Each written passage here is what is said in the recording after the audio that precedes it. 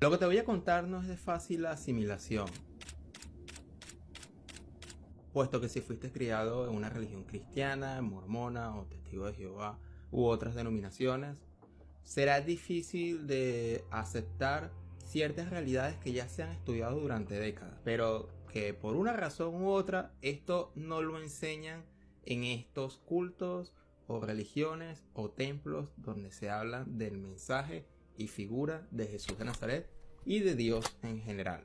Ya he hablado de esto varias veces en distintos materiales de este canal, pero he querido hacer un inciso y reflexionar un poco sobre ciertas informaciones que no muchos saben, y los que lo saben o se callan o quieren tapar el sol en un dedo justificando ciertas cosas que a la larga no está bien. Sinceramente no me gusta el engaño, no me gusta la mentira, y mentir u ocultar información sobre Jesús de Nazaret, sobre las escrituras, el lenguaje original que sería el hebreo, u otras formas de expresar esta espiritualidad, ocultarlo es algo muy grave, porque se sabe que hay culturas, religiones, tradiciones que se han mantenido durante décadas, pero ya va siendo hora de ir transformando todos estos puntos a una espiritualidad mucho más hacia la experiencia personal, más que mantener una religión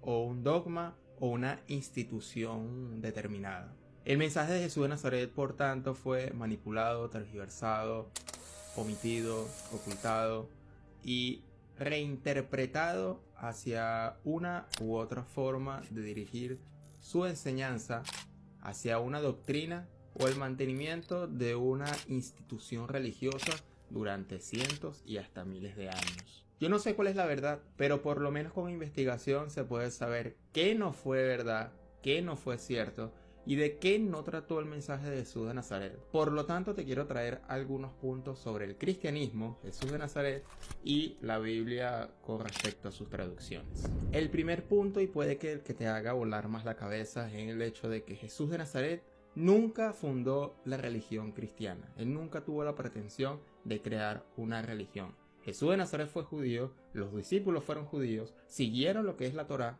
que en cambio aquí ahora se le habla como Antiguo Testamento, que es errado decirle así, y cumplieron dichas ordenanzas de esas escrituras. Como dice Jesús de Nazaret, o como dijo en su momento, no viene aquí para abrogar o quitar la ley, sino cumplir hasta la última tilde. Entonces se habla de que Jesús de Nazaret fue judío, solo que el cristianismo se fue creando hasta llegar con Constantino en el concilio de Nicea en el 325 después de Cristo.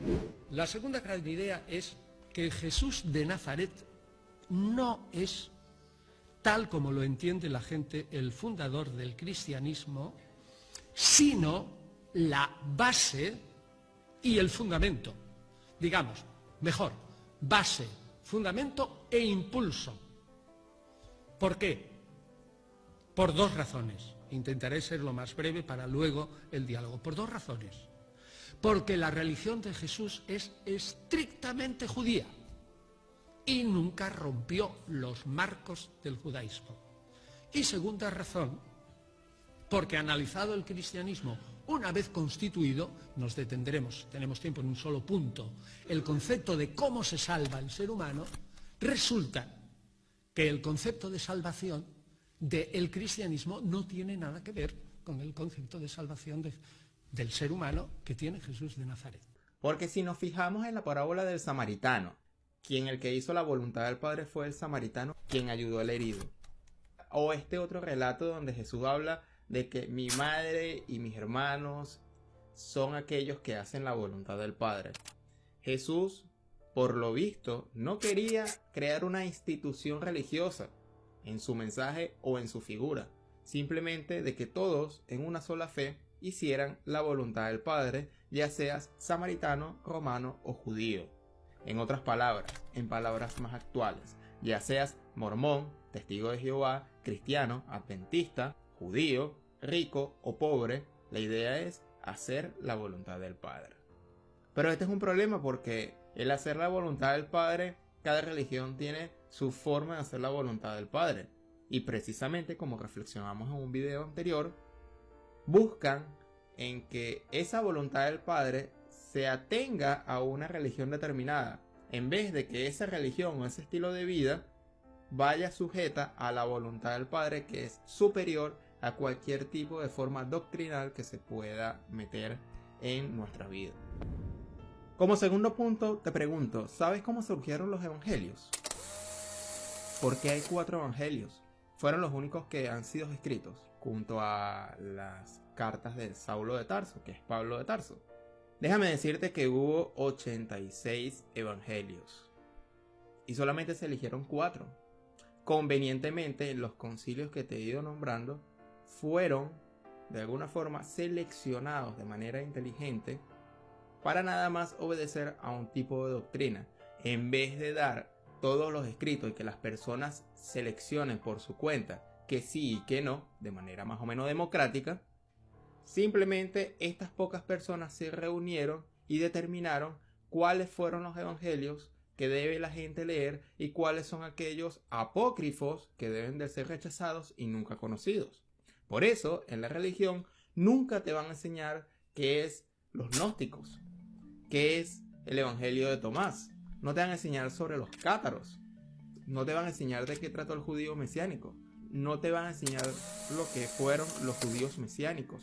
Ni mucho menos te van a enseñar de judaísmo, ni mucho menos te van a enseñar de cábala. ¿Quién es este Ireneo? ¿Qué hace? Ireneo es el que define el canon del Nuevo Testamento.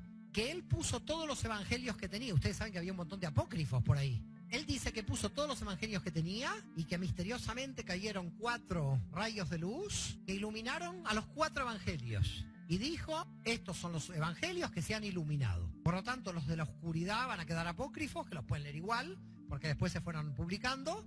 Y estos son los oficiales. ¿Qué hizo Ireneo? Más allá de que crean que se iluminó los libros. Yo creo que el tipo lo pensó. Dijo, Mateo es la representación de los ebianitas de Jerusalén, adentro. Mateo y Marcos, si se quiere. Lucas es la representación de los paulinos del movimiento marcionita. Y todo cierra con la encarnación en Juan. Y lo junto a los 4. Cuando viene un gentil, le muestro Juan. Cuando viene un judío, le muestro Mateo. Tenía que convencer a los 2 auditorios. La única forma es que tenga canon de uno y canon de otro.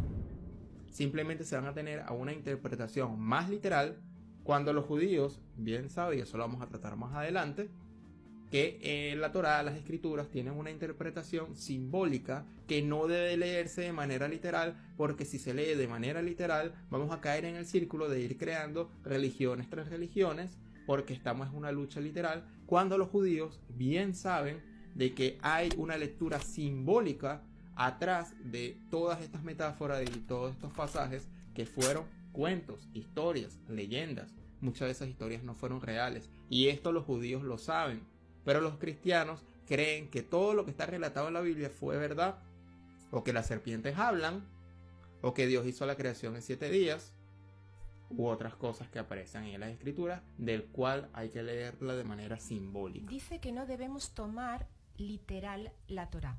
Entonces, históricamente, ¿pasó o no pasó lo que cuenta la Torá? Por ejemplo, ¿cómo Moshe nunca mató al egipcio o si lo mató?